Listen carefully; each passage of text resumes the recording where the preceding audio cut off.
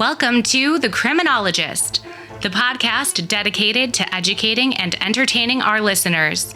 We bring you subject matter experts from around the world and share the latest and greatest evidence-based practices and interventions to help individuals desist from a life of crime and delinquency. We do so by painting an accurate picture of that journey from the perspective of the justice-involved individual. Too often, our perceptions of those individuals are tainted by media-driven caricatures created to sell newspapers or movie tickets. This adds little to a healthy dialogue as to how to best address criminality and the reintegration process. This podcast avoids stereotypes and biases in favor of the lived experiences of those we can best learn from. Now, please, welcome the host of The Criminologist, Joseph Arvidsson. Hello, and welcome to episode 94 of the Criminologist podcast. Happy to have you all with us today. I am pleased to have Dr. Jerrod Brown returning to the program. If you have not already done so, I encourage you to go back and check out Doc Brown's previous appearances on the Criminologist podcast. Jerrod Brown, PhD, is a professor, trainer, researcher, and consultant with multiple years of experience teaching collegiate courses. Dr. Brown is currently an assistant professor, program director, and lead developer for the Master of Arts degree in Human Services with an emphasis in forensic behavioral health and a second emphasis area in trauma, resilience, and self-care strategies for Concordia University here in St. Paul, Minnesota. In addition to that experience, Jerrod has provided consultation services to a number of caregivers, professionals, and organizations pertaining to topics related to autism spectrum disorder, fetal alcohol spectrum disorder, confabulation, suggestibility, trauma and other life adversities, TBI, and youth fire setting. Jerrod has also conducted numerous trainings for professionals and student audiences. Jerrod is also the founder and CEO of the American Institute for the Advancement of Forensic Studies, also known as AFIS, and he's editor-in-chief of Forensic Scholars Today. We are going to be chatting today as to a very timely topic, at least in my opinion, that of screen time misuse, of which I will freely admit I am guilty as charged. Maybe it is simply the times we live in, but let's find out what we can do to be aware of and perhaps mitigate some effects of excessive screen time. For example, our smartphones, our computer monitors, even our television sets. Please enjoy my conversation with Dr. Jerrod Brown, and I will see you all on the other side.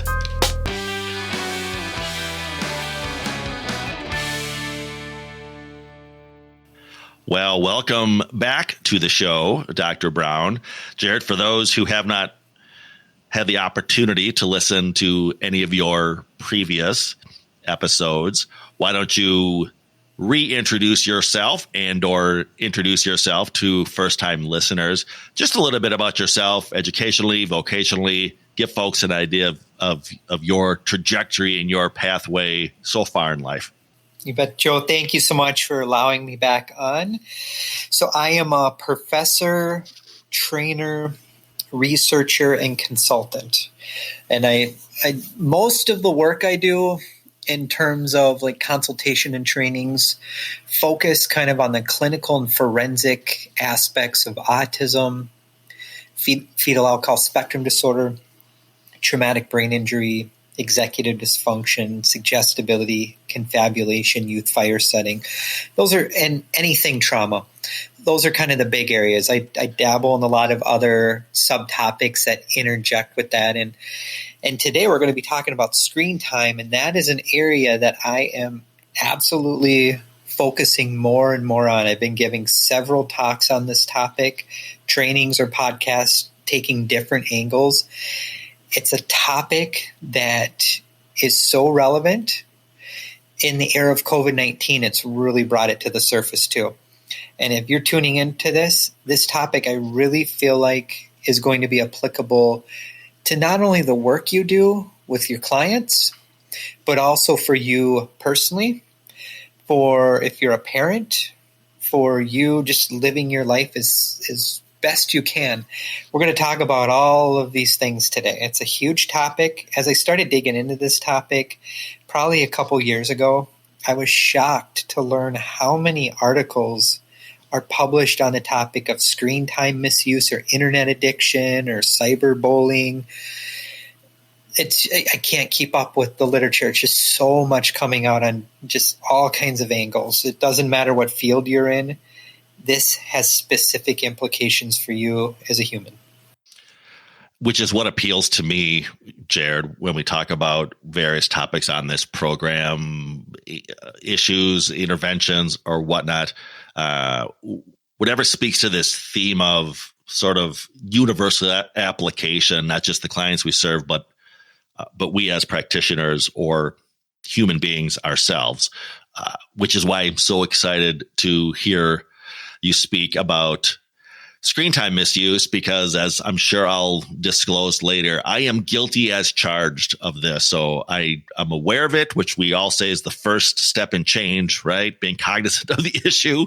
I just need some help with interventions, if you will. So let's go down the rabbit hole. Let's start out, Jerrod, maybe talk about what are some of the causes and risk factors for screen time misuse? And maybe even for the uninitiated, maybe define what we mean by screen time. Because again, in this day and age of working from home and social media, it's maybe more than we even assume it is.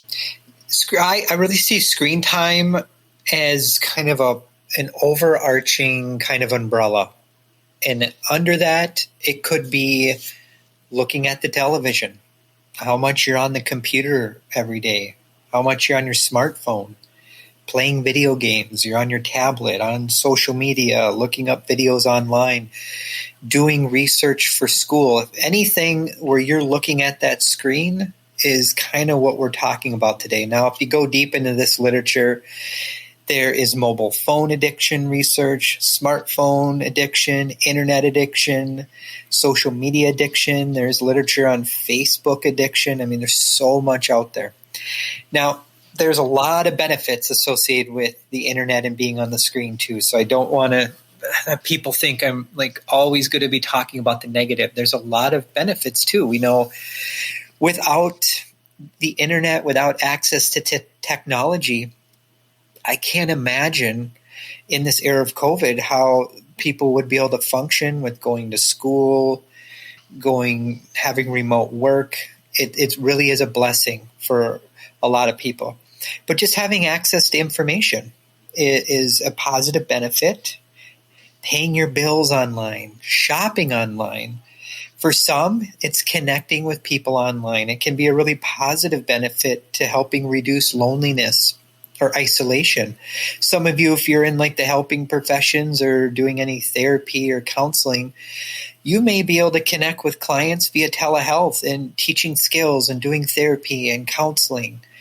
It's convenient a lot of times. It's how people get their degrees a lot. It can be entertaining. There's lots of hobbies, interests, skills.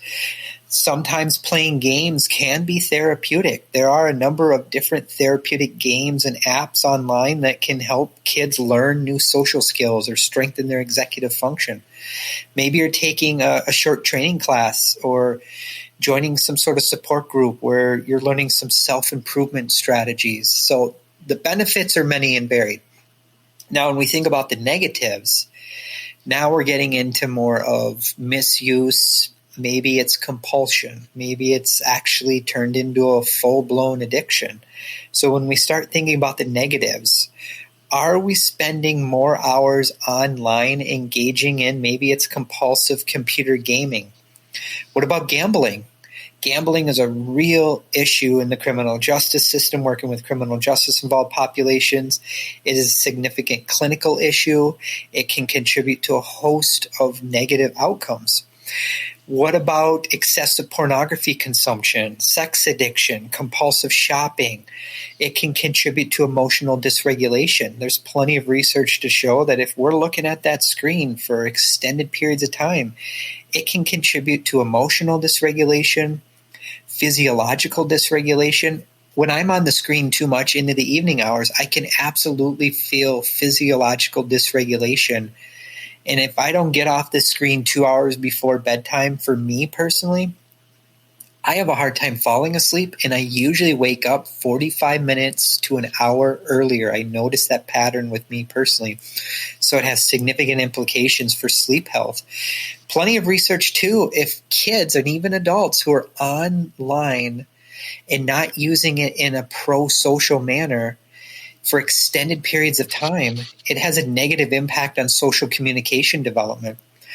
Not to scare your folks too who are listening, but there's research to also support the fact that excessive screen time use may contribute to chronic low-grade inflammation, and inflammation is a driver of many types of issues: depression, anxiety, pain issues. It can amplify people that have more tendencies to ruminate or OCD-like symptoms. It can contribute to depression. It can even contribute to lower attention span. So in some cases, maybe you're a school teacher, maybe you're working in the juvenile justice arena, you're working with kids and they're glued to their gadgets just several hours a day. Some of those kids could look like they have ADHD or ADHD-like symptoms, when in fact maybe they're just on that screen way too much. What about if you're on the screen way too long and you're living a very sedentary lifestyle and you're not getting much movement or physical activity? It can be a driver for obesity and circulation issues. So there's lots of problematic kind of internet use behaviors we want to be aware of. So looking at your client's history of accessing problematic content that can be dangerous or scary, or maybe bring that person into contact with the legal system. Cyberbullying, cyber stalking, sexting, online gaming addictions, online gambling addictions. So those are just a few of the things to think about. Joe, I'll put the brakes on. Any thoughts or comments before I really dig into some risk factors and just kind of more consequences? Well, one thing I thought of when you were speaking, Jerrod, and this is just more a reflection on the landscape, and I'm sure your research has revealed this, but it's true, is it not, that programmers, designers, what have you, they'll acknowledge that, for example, Facebook and Instagram, to speak nothing of video games, they're specifically designed to get us hooked in, to look for that, for example, notification alert, or how many likes we're getting, or how many smiley faces on our picture. But again, that is really feeding into this addiction cycle. Is it not? Everything I've learned, yes. There's documentaries on that very topic I've seen. So yes, there's a huge allure to going online. There's instant access. There's fun pictures coming at you and entertaining and colors and music and all kinds of things. So it's really capturing. And for some, it really fills that void of loneliness in the short term, but it really, over the long haul, it can grow and grow and grow and create a host of mental health, behavioral health, social, physical health issues.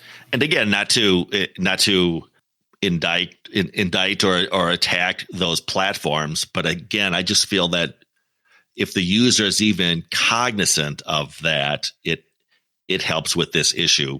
Almost like when folks walk into a casino and they hear all the bells and the bright lights. If you realize that that's part of the casino's master plan, you can still gamble. But again, it's just if you're aware of what those things are and be self-aware, I think that may help as well.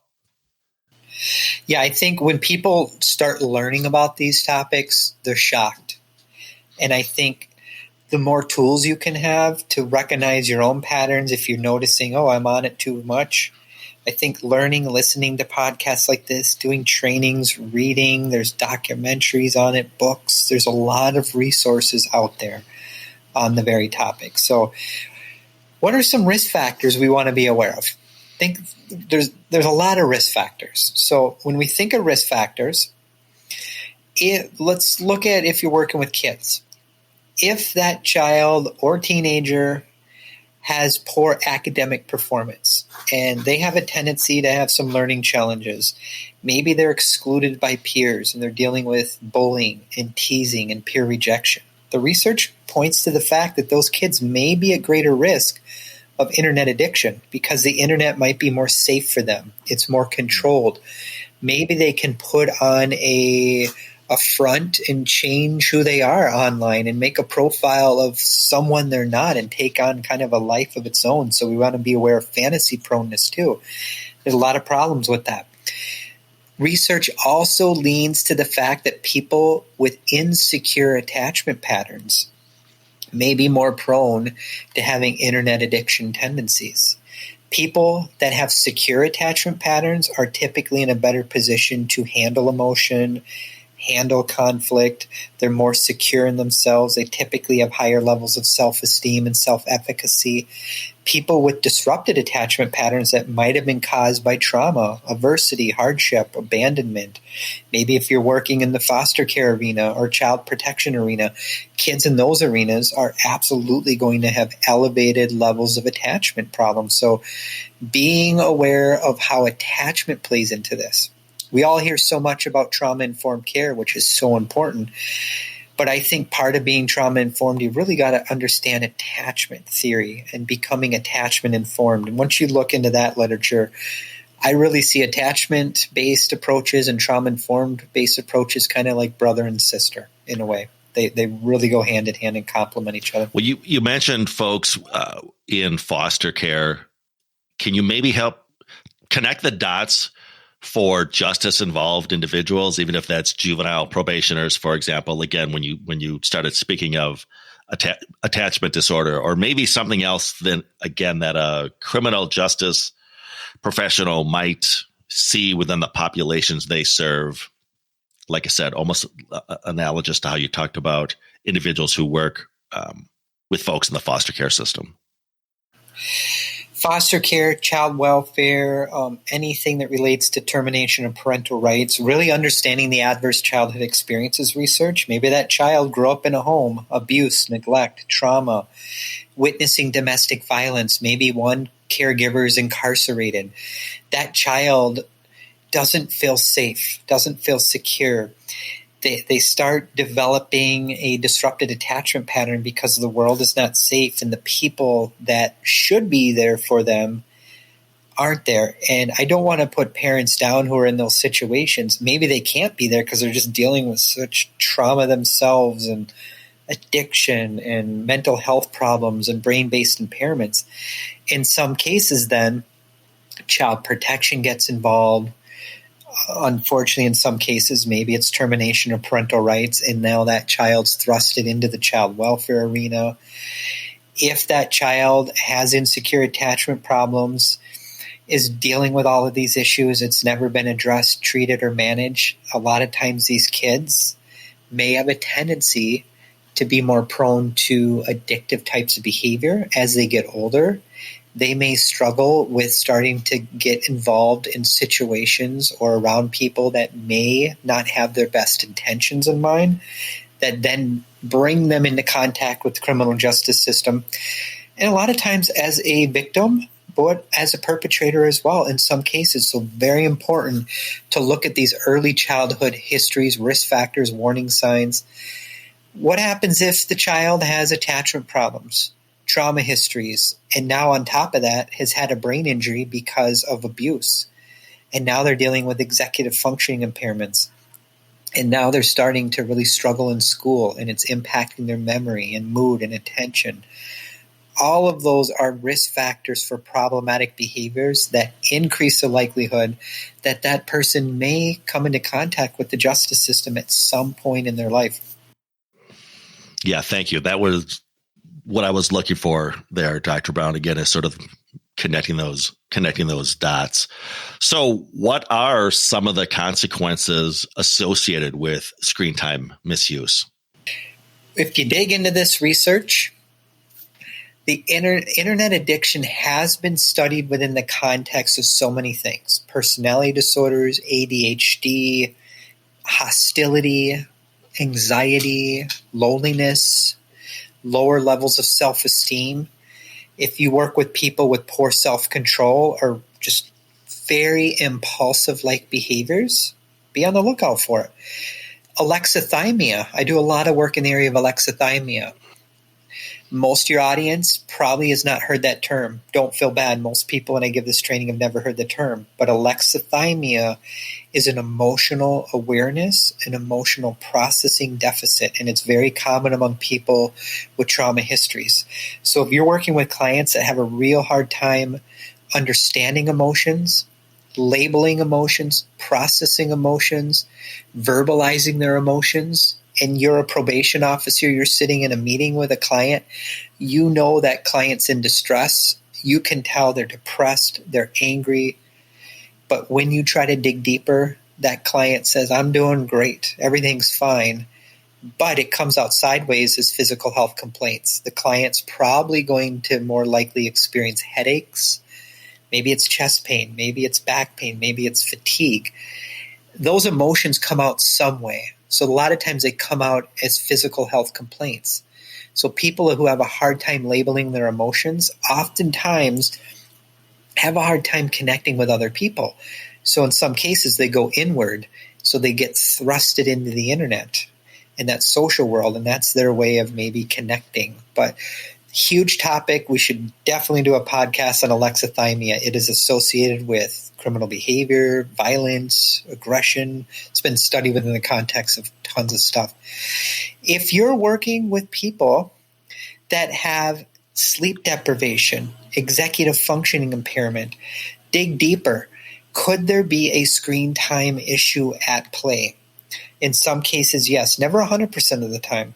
From a stress standpoint or from a toxic stress standpoint, extensive use of the screen and just being glued to that screen can absolutely have adverse effects on our body posture. So it could contribute to neck pain, body pain, wrist pain. It can contribute to sleep problems without a doubt.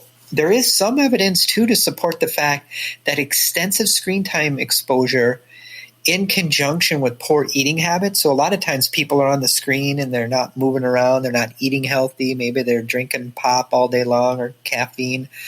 That can impair blood sugar levels. Huge topic. Blood sugar dysregulation is a huge factor in mental health problems. It's a huge factor in being able to control our emotions. Other cases, it can disrupt our digestive health. There's a huge connection between what happens in our gut and what happens in the brain. So being aware of the gut-brain health axis, very important. Metabolic syndrome too, not to bore your audience too much with that, but maybe it's higher blood pressure, higher lipids, more just cholesterol issues, obesity. So definitely staying in contact with your healthcare provider as well. And if you're working with clients with some of these issues, definitely get them to their healthcare provider for a medical checkup.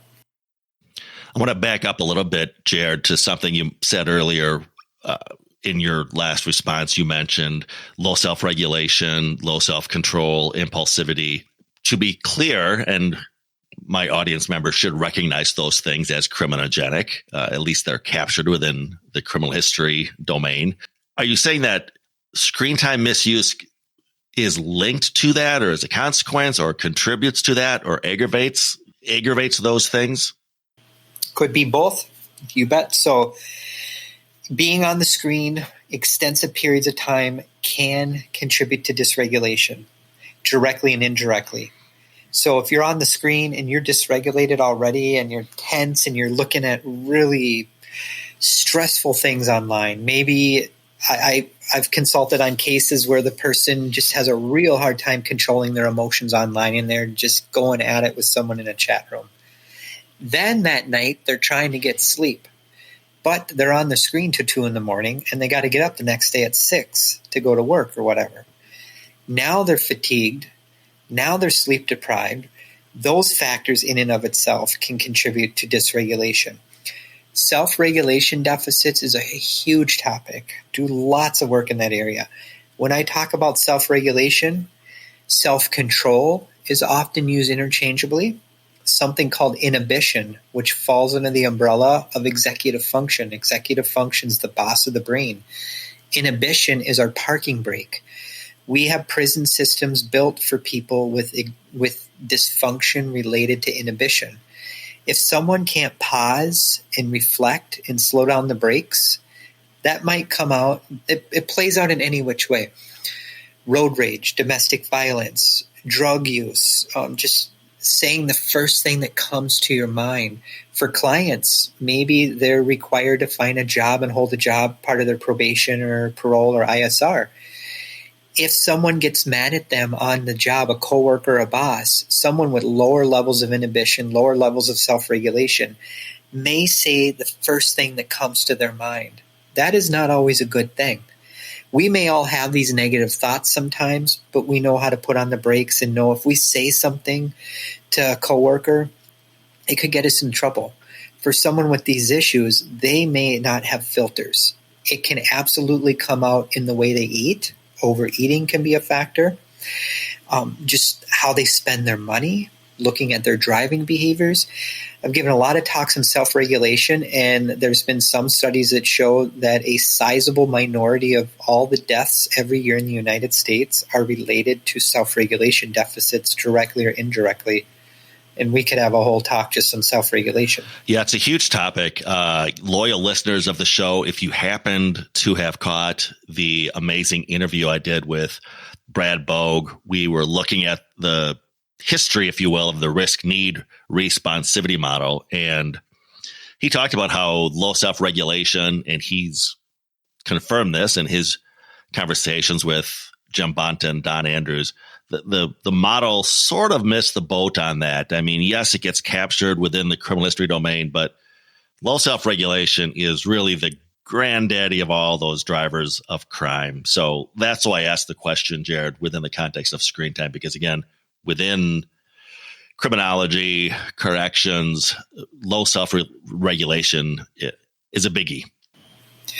The takeaway point is if your client's already dealing with self-regulation issues and now they're dealing with a screen time addiction, it's like fuel on the fire. Yeah. So it should, in my humble opinion, it should be a target area for intervention because I think it can help at least bring it down. It's not going to cure it probably, but it can make it better. Well, great segue to my next question. So what are some intervention strategies to help clients impacted by screen time misuse? A lot of things to think about. So there's a couple tools in the literature, and before you use any tools, make sure you have the competency, the education and training. This is just education purposes, but if you're looking at some tools just to maybe read up on, there's a tool called the Internet Addiction Test. There's actually a questionnaire called Facebook Intrusion Questionnaire. There's a smartphone addiction proneness scale for adults. There's an internet addiction scale. There's a gaming addiction scale for adolescents. We could spend all day talking about different screening tools that are used for this. So just being aware that there's a lot of different screening tools out there. Now, in terms of just interventions that you want to try working with a client-based population, understanding that person's emotional, social maturity level, I think is very important. So if you're working with an adult, but they function as a kid, that's very important for us to be aware of. They're dealing with any learning challenges, memory or attention problems, looking at any barriers that they're dealing with, because that can really get in the way. Social skill limitations, being aware of that and really focusing on enhancing their communication and social skills, socially and interpersonally. Focusing on skill enhancement, anything you can do to help enhance their skills, their self-esteem, their self-worth, their self-efficacy, even being aware of locus of control, helping them improve their decision-making, their problem-solving. Metacognition is kind of the ultimate executive function. Learning about metacognition training, your viewers can go online and type stuff in, helping people think about their thinking. know about their knowing, which is a really critical component to gaining awareness and insight, and it can help make better decisions. Very important for understanding our limitations and our strengths. Metacognition is so important. Helping reduce symptoms of any comorbidity. So let's say your client is also dealing with co-occurring anxiety or depression or sleep issues. Finding providers, making referrals to address those comorbidities. Maybe the client's dealing with diabetes, obesity, hypertension.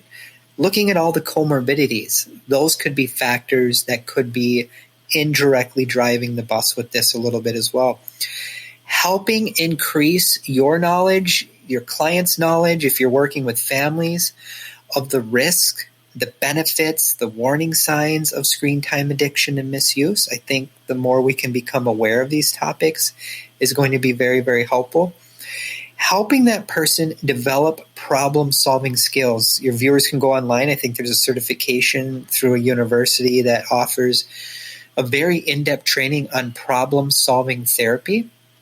There's other trainings online called goal management training. You can help clients just develop and achieve their goals more effectively.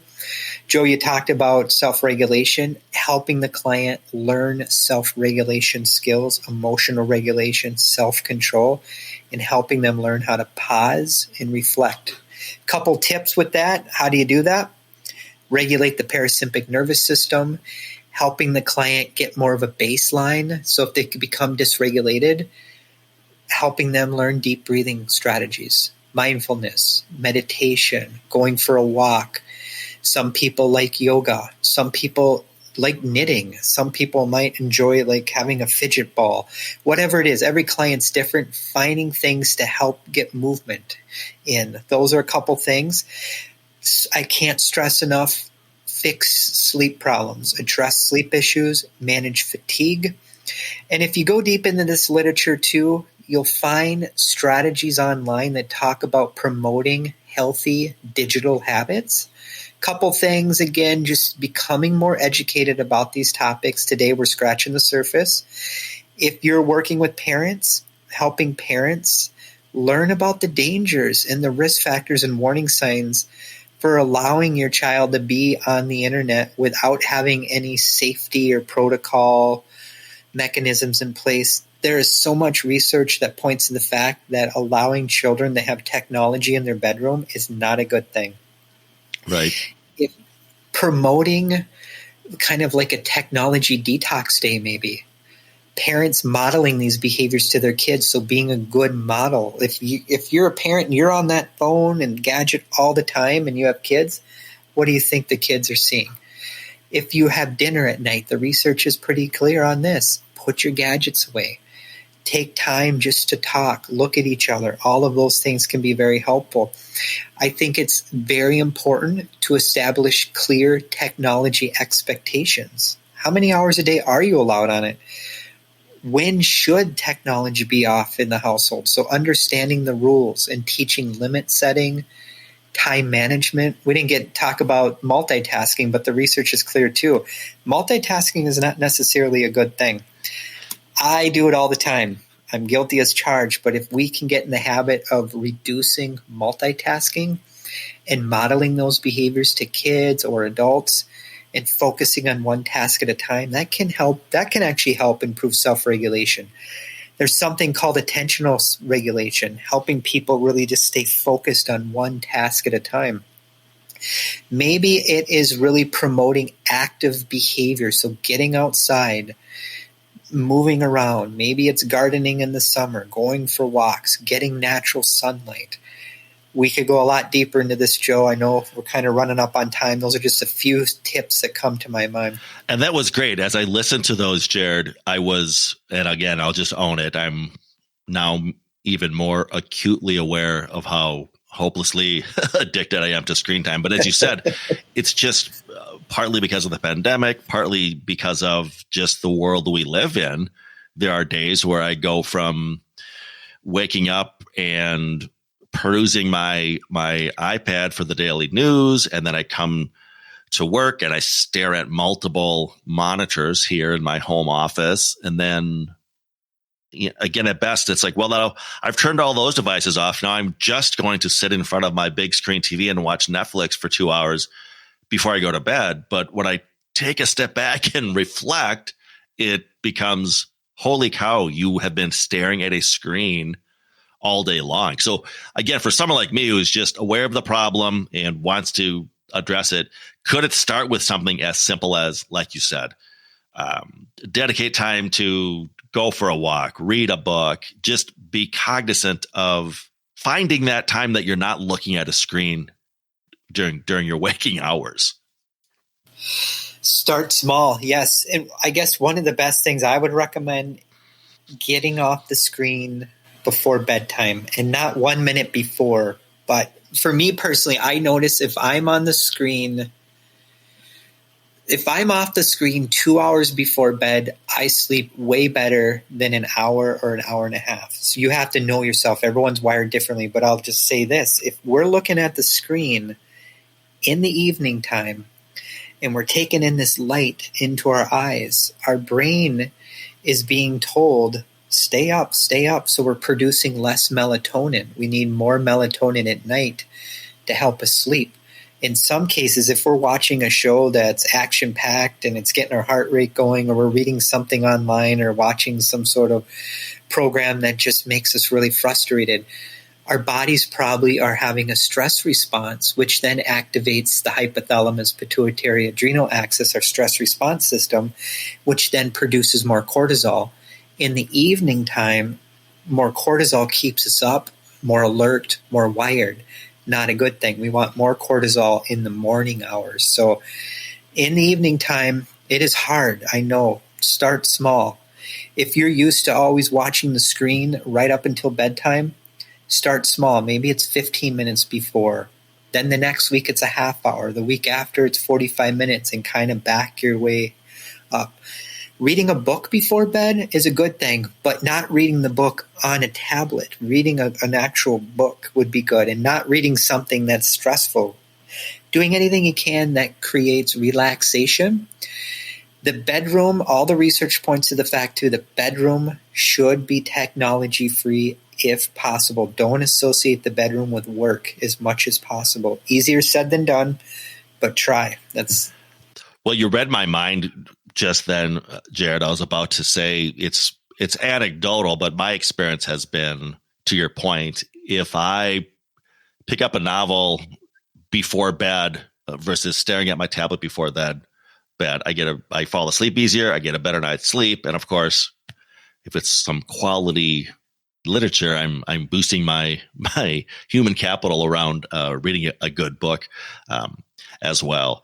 Jerrod, would you be so kind to coordinate with me? And when you were mentioning some of those resources, if we can find links to, for example, the internet addiction tool you spoke of, I will embed as many of those into the episode description of this podcast for the listeners to check out, so we can point them in the direction of some resources at least. I can send you some different citations to different journals they might look at. Feel free to share my email address with folks. If they want to take their knowledge to a deeper level, shoot me an email. I'll send you tons of different resources and ideas. And again, Joe, if we want to take this to a more advanced level, got about 10 more hours of content we could cover easily just with this topic alone. We'll have you back on the show for sure. Hey, while you're here, why don't you talk about your trauma and resiliency program at Concordia, which I'm currently a part of, and or any other upcoming events with APHIS that you might want to let our listeners know about. Yeah, we offer a Master of Arts degree in Human Services with an emphasis in trauma, resilience, and self-care strategies through Concordia University in St. Paul. It is a 100% online program. It's graduate level courses. We also offer a 5-class, 15-credit track for folks that might not want to get a full master's, or maybe they already have a master's or a doctorate degree. But it's a graduate certificate where we take a really deep dive into all things trauma.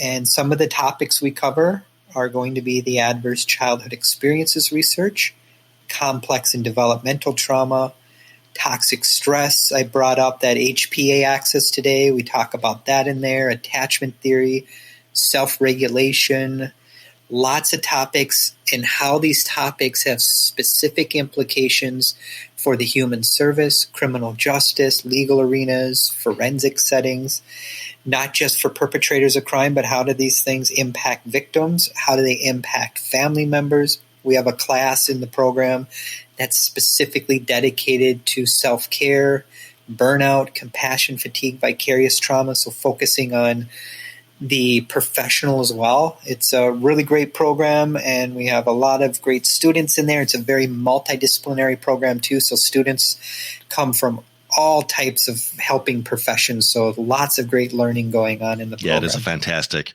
program. I can attest to that. Dr. Jerrod Brown, Concordia University in St. Paul, thank you for returning to the show, and we look forward to your next visit, Dr. Brown. Thank you, my friend, and thank you, everyone, for listening to today's podcast. All right, Jerrod, until next time.